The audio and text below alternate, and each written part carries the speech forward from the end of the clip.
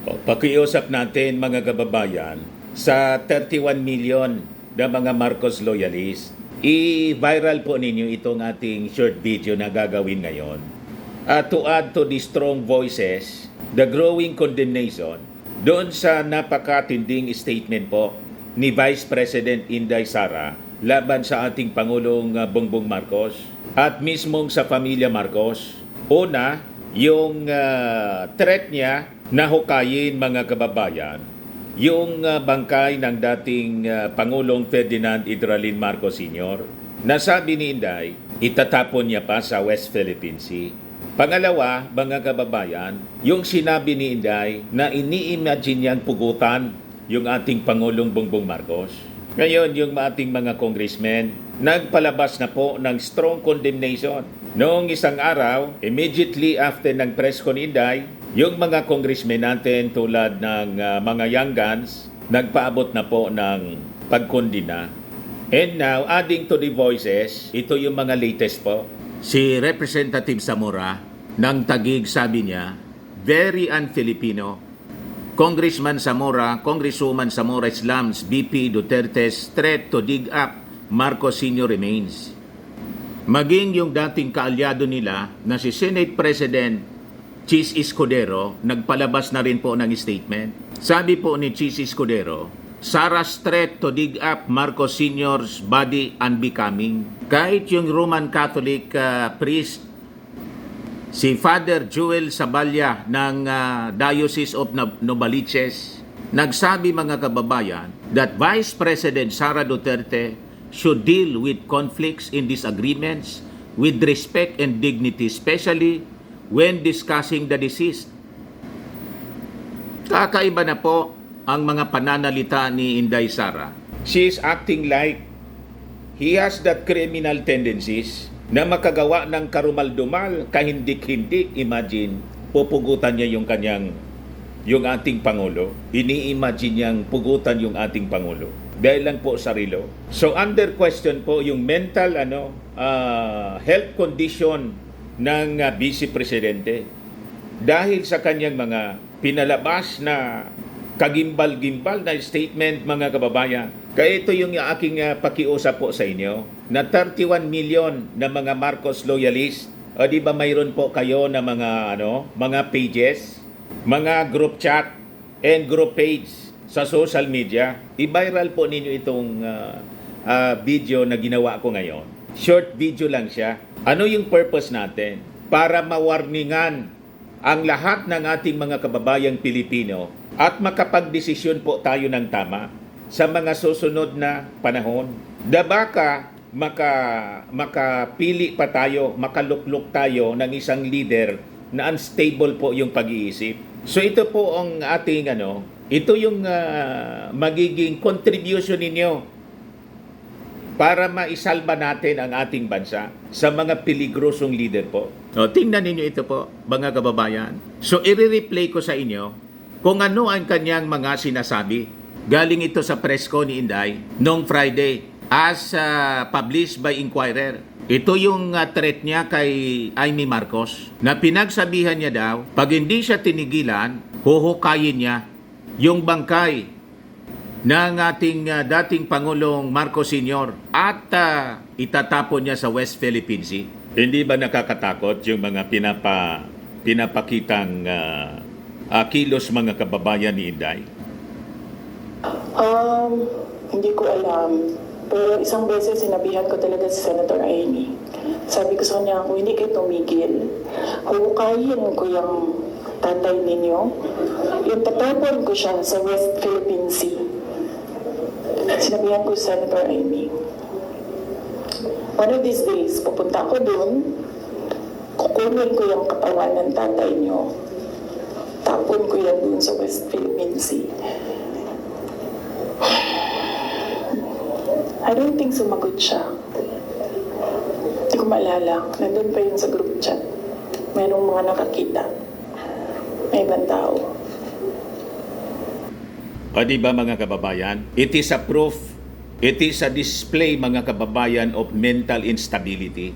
Kahit kanino po ninyo itanong. So importante po na i-viral natin itong video ito para ma-educate, ma-inform ang ating mga kababayan sa buong mundo at para makaiwas tayo na makapagpili, makaluklok sa posisyon ng isang tulad po ni Inday. Yan ang ating pakiusap natin sa 31 million na mga Marcos loyalist.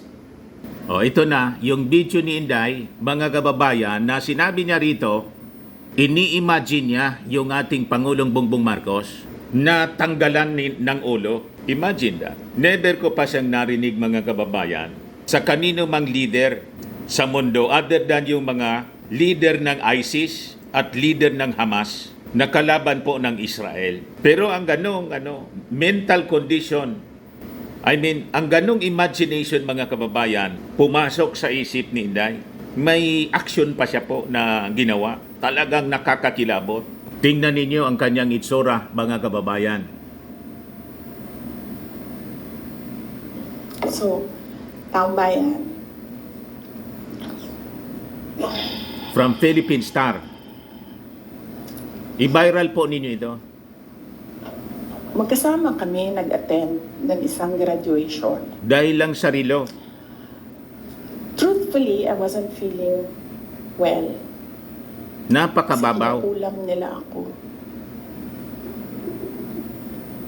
Andiyan na sila, umabot na sila sa kulam. Nagsama-sama na silang lahat. Imagine, naniniwala siya sa kulam. Kulam pa nila ako.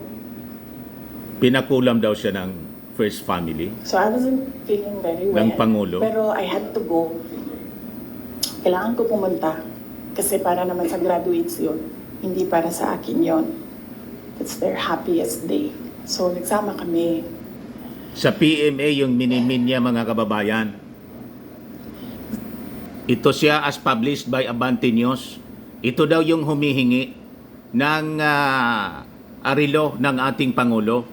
Kaya sabi ko, so ito palang sinasabi ni Inday na bata, kadete ng PMA, hinihingi ang rilo ni PBBM. Tama ba yon? Nang tanggihan ng Pangulo, gusto niya mamugot ng ulo. Kala ko batang paslit lang na wala pa sa tamang pag-iisip. Ilalong sablay. Dapat nga, i-disciplinary action yung kadete. Kasi bakit siya manghihingi ng rilo ng Pangulo? Yan ba ang turo ng commander nila sa PMA? Kaya nabigla ang Pangulo at nagtanong, what did you say? Kabago-bagong graduate, natuto ng manghingi.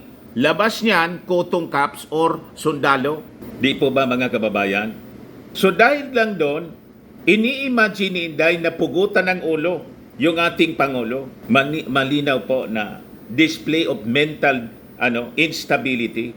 Nakakatakot po, mga kababayan. Kaya i-viral po ninyo ito para ma-warningan natin ang lahat ng mga mamamayang Pilipino. Sabi ko nga po, dapat siguro i-rehab po itong si Inday, siguro sa isang religious school para maturuan ng tamang values. Yan ito yung kwento niya sa kanyang press con. Sama kami, katayo kami doon. And merong isang graduate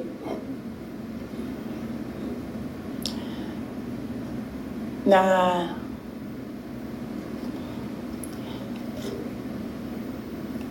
alam nyo, para sa akin, there was some sort of inappropriateness sa ginawa ng bata. Pero Bata yung bata tawag ito, niya, ikadete. So ikaw din, meron ka din dapat sana sigurong pag-intindi kung saan nanggagaling May problema yung talaga po. bata. Bata, kala And ko paslit, Ang reaction mo na wala pa sa ang tamang response pag-iisip. should be so that the child will learn Child? a lesson. Hindi yung So child, meron yung man. graduate. Sabi nung graduate, He is a man. Mr. President, can I have your watch as a graduation gift? Kita mo? Yung pagka-deliver niyang can I have your watch, kala mo, isang paslit yung narinig nagsasalita. ko, tabi ako, di ba? Narinig nung katabi ko. Narinig nung katabi ng katabi ko. But apparently, this guy, di niya alam kung ano isasagot niya. Referring So, ang to ginawa PBBM. niya, pinaulit niya sa bata. What did you Bata? say? So this time, Siyempre bata, hindi niya alam ba? Siyempre saan bata, yung- di daw alam. Inulit ng bata, louder this time. Mr. President, So ito yung bata na mini-mini Inday. Bata ba ang tawag sa ganyan? Kalaking tao, mas matangkad pa sa ating Pangulo. Ang tawag niya bata. She must be hallucinating, mga kababayan. Kasi daw, uminom siya ng gamot. Anong gamot ang kanyang ininom? Bakit gano'n na lang ang pumasok sa isip niya? Na gusto niyang tanggalin yung ulo ng ating Pangulo just because of that? Yan po. your watch as a graduation gift. Nasagot niya. Why? Why will I give you my watch? At that Hindi. point, may sakit na ako. May sakit daw Kasi siya eh. feeling very well. Andun lang ako, nakakatayo ako dun kasi may gamot ako. Oh, you see? Nag-inom ng gamot. Gusto ko tanggalin yung ulo niya ba? Tindi. I realized toxic na yung relationship.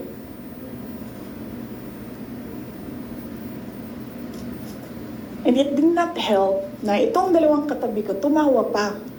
Pinagtawanan pa nila yung bata. Bata And daw. I saw the humiliation sa face ng bata.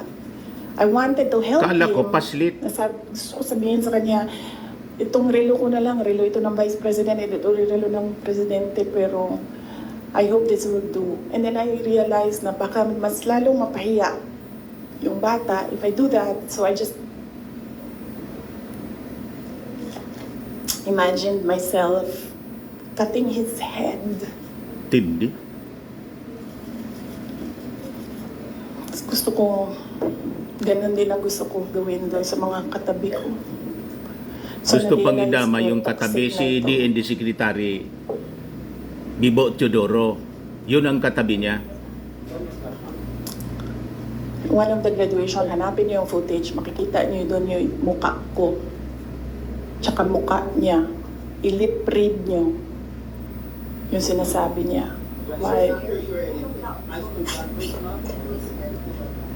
Hanapin niyo yung footage, ma'am. Magtrabaho kayo konti, mag-research kayo. Kaya ni-research ng media, yun po ang yung pinost ng Abante News. So, gusto ko sabihin sa kanya, bago ko tanggalin ang ulo mo, Inulit pa niya. yung batang yan